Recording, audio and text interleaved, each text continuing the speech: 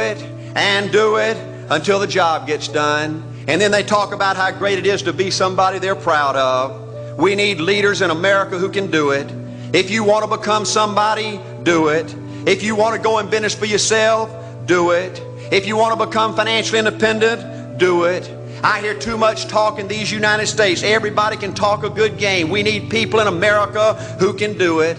I go all over this country with A.L. Williams, and I have people say, Art, you can count on me. Wonderful. Just do it. Art, I guarantee you this is my last stop. I'm going to win now. Super duper. Just do it. Art, if I could just have one good month and get the ball going, I know I could make it big. Super. Just do it. Art, if I could just pay off this debt, I could really go. Great. Just do it. Art, if I could just sell my house. Do it. But houses ain't selling. Do it anyway. Art, I'm not making any money. What can I do? You just do it. Do what, Art? You do it and do it and do it. Art, I guarantee I'm going to win this contest. Super duper. Just do it. Art, I'm over the hump now. Watch my smoke. Great. Just do it. Art, I want to make it so bad I can taste it. What I do? You just do it. Art, I'm a vice president now. Can I quit doing it? No. Art, I don't know if I can keep on keeping on. I'm really hurting. What I do? You just do it.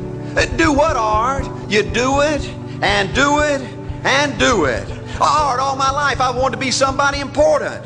Well, what do it then? Art, I'm going to save money so I don't have to go through this again. Great. Just do it. Art, I don't feel like I've had enough training. What I do? You just do it. Art, my manager don't give me no help. What I do? You just do it. Art, you don't understand. I was Mr. Everything at my former company. You don't mean I have to start off down at the bottom and do it, do you? Yep, you really got to do it. Art, what's the primary difference between winners and losers? The winners do it. They do it and do it and do it and do it until the job gets done. And then they talk about how great it is to finally have achieved something unique, and how glad they are that they didn't quit like everybody else, and how wonderful it is to finally be somebody they're proud of and make a difference with their life. Thank you.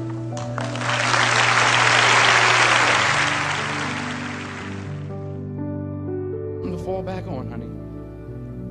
But I never understood that concept, having something to fall back on. If I'm going to fall, I don't want to fall back on anything except my faith. I want to fall forward. I figure at least this way I'll see what I'm going to hit. Fall forward. This is what I mean. Reggie Jackson struck out 2,600 times in his career, the most in the history of baseball. But you don't hear about the strikeouts. People remember the home runs. Fall forward. Thomas Edison conducted 1,000 failed experiments. Did you know that? I didn't know that. Because the 1,001st was the light bulb. Fall forward. Every failed experiment is one step closer to success. You've got to take risks, and I'm sure you've probably heard that before, but I want to talk to you about why that's so important. I got 3 reasons, and you can pick up your iPhones. First, you will fail at some point in your life. Accept it. You will lose. You will embarrass yourself. You will suck at something. There's no doubt about it. And I know that's probably not a traditional message for a graduation ceremony, but hey, I'm telling you, embrace it, because it's inevitable. And I should know. In the acting business, you fail all the time. Early on in my career, I auditioned for a part in a Broadway musical. Perfect role for me, I thought, except for the fact that I can't sing. So I'm in the wings, I'm about to go on stage, but the guy in front of me, he's singing like Pavarotti. He's just going on and on and on, and I'm just shrinking. I'm getting smaller and smaller. So they say, "Oh, thank you very much, and you'll be hearing from us." So I come out with my little sheet music, and it was Just My Imagination by the Temptations. That's what I came up with. So I hand it to the accompanist, and she looks at it and looks at me and looks out at the director and is like, all right. So I start, I'm going to sing. I'm like, this is my imagination once again, and then coming away with me. And I'm not saying anything, so I'm thinking I'm getting better. So I start getting into it. Running. This, thank you very much, Mr. Washington. Thank you. So I assumed I didn't get the job. But the next part of the audition, he called me back. The next part of the audition is the acting part of the audition. So I'm like, hey, okay, maybe I can't sing, but I know I can act. So they pair me with this guy, and again, I didn't know about musical theater. And musical theater is big, so they can reach everyone all the way in the back of the stadium. And I'm more from a realistic, naturalistic kind of acting where you actually talk to the person next to you. So I don't know what my line was. My line was, well, hand me the cup. And his line was, well, I will hand you the cup, my dear. The cup will be there to be handed to you. I said, okay. Well, should I give you the cup back? Oh, yes, you should give it back to me because you know that is my cup and it should be given back to me. I didn't get the job. But here's the thing. I didn't quit. I didn't fall back. I walked out of there to prepare for the next audition, and the next audition, and the next audition. I prayed. I prayed. And I prayed. But I continued to fail, and fail, and fail. But it didn't matter because you know what? There's an old saying, you hang around the barbershop long enough, sooner or later you're going to get a haircut. So you will catch a break, and I did catch a break. Last year, I did a play called Fences on Broadway. Someone talked about it. Won the Tony Award. And I didn't have to sing, by the way. But here's the kicker. It was at the Court Theater. It was at the same theater that I failed that first audition 30 years prior.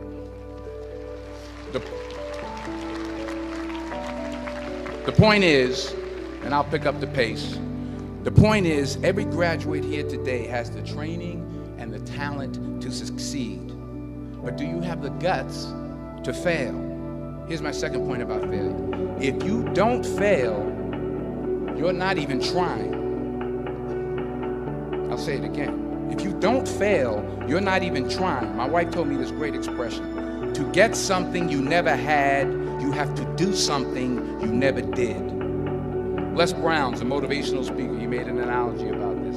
He says, imagine you're on your deathbed, and standing around your deathbed are the ghosts representing your unfulfilled potential.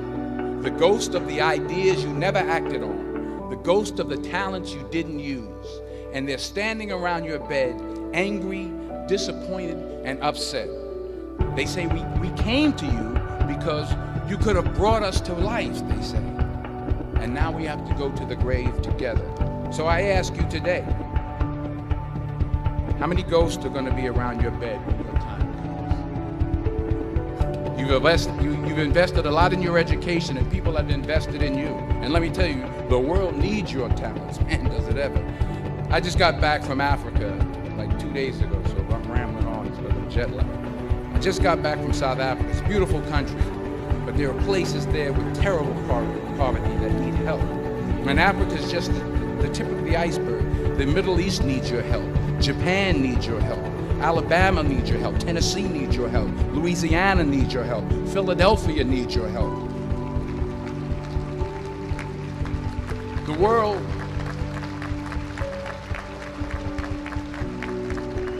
world needs a lot, and we need it from you. We really do. We need it from you young people. I mean, I'm not speaking for the rest of us up here, but I know I'm getting a little grayer. We need it from you, the young people, because remember this. So you got to get out there. You got to give it everything you got, whether it's your time, your talent, your prayers, or your treasures. Because remember this, you will never see a U-Haul behind a hearse.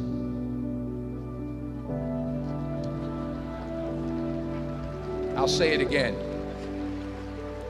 You will never see a U-Haul behind a hearse. You can't take it with you. The Egyptians tried it, and all they got was robbed. So the question is, what are you going to do with what you have? I'm not talking about how much you have. Some of you are business majors, some of you are theologians, nurses, sociologists. Some of you have money, some of you have patience, some of you have kindness, some of you have love. Some of you have the gift of long suffering, whatever it is, whatever your gift is. What are you going to do with what you have?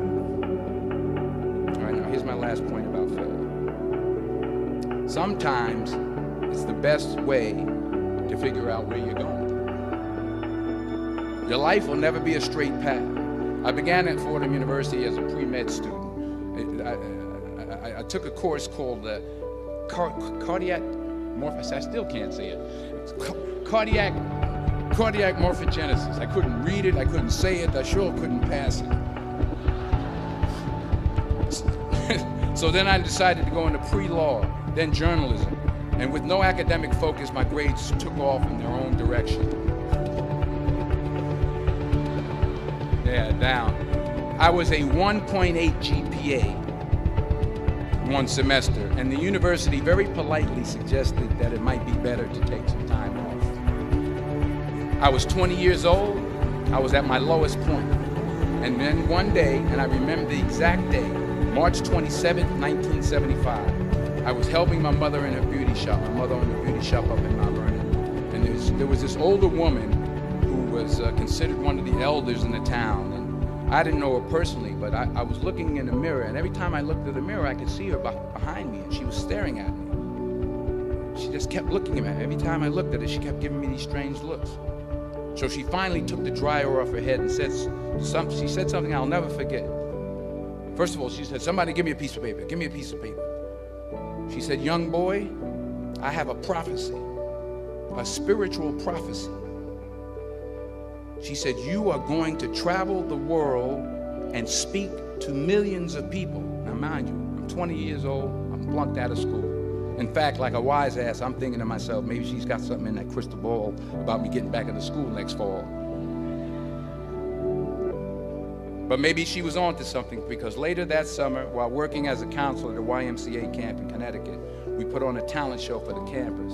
And after the show, another counselor came up to me and asked, "Have you ever thought about acting? You're good at that." So when I got back to Fordham that fall, I got in and I changed my major once again for the last time. And in the years that followed, just as that woman prophesied, I have traveled the world and I have spoken to millions of people through my movies. Millions who up till this day couldn't see me. Who up till this day I couldn't see while I was talking to them, and they couldn't see me. They could only see the movie. They couldn't see the real me. But I see you today, and I'm encouraged by what I see, and I'm strengthened by what I see, and I love what I see.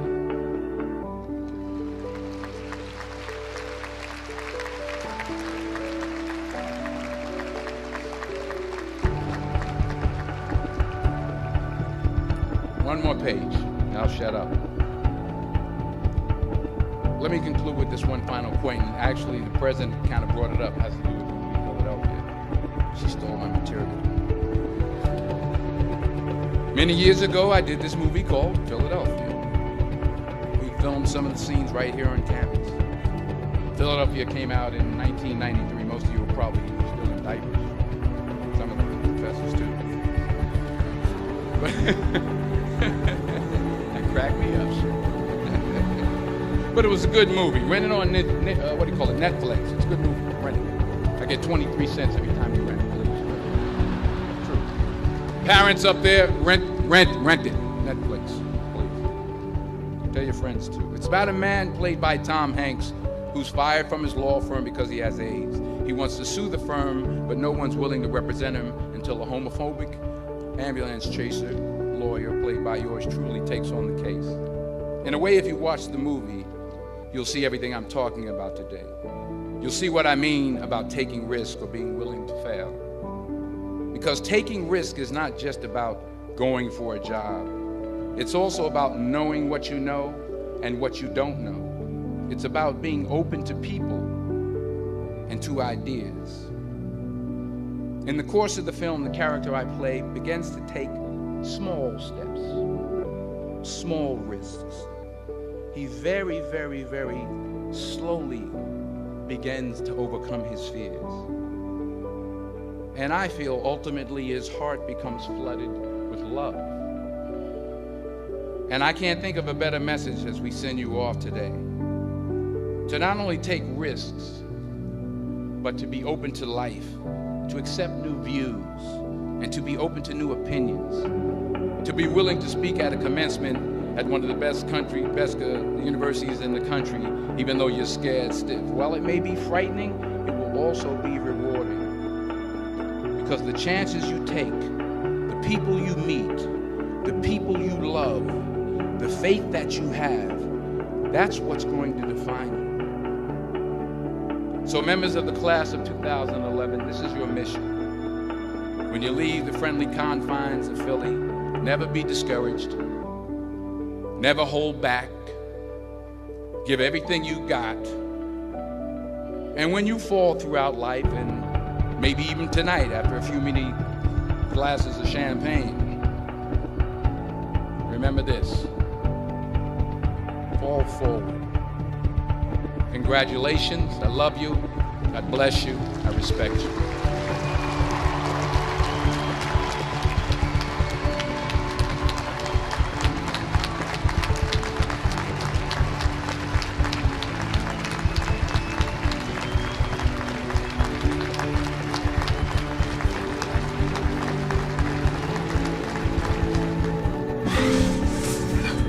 Learn to say fuck you to the world every once in a while. You have every right to. Just stop thinking, worrying, looking over your shoulder, wondering, doubting, fearing, hurting, hoping for some easy way out, struggling, grasping, confusing, itching, scratching, mumbling, bumbling, grumbling, humbling, stumbling, numbling, rambling, gambling, tumbling, scumbling, scrambling, hitching, hatching, bitching, moaning, groaning, honing, boning, horse shitting, hair splitting, nitpicking, piss trickling, nose sticking, ass gouging, eyeball poking, finger pointing, alleyway sneaking, long waiting, small stepping, evil eyeing, back scratching, searching, perching, besmirching, grinding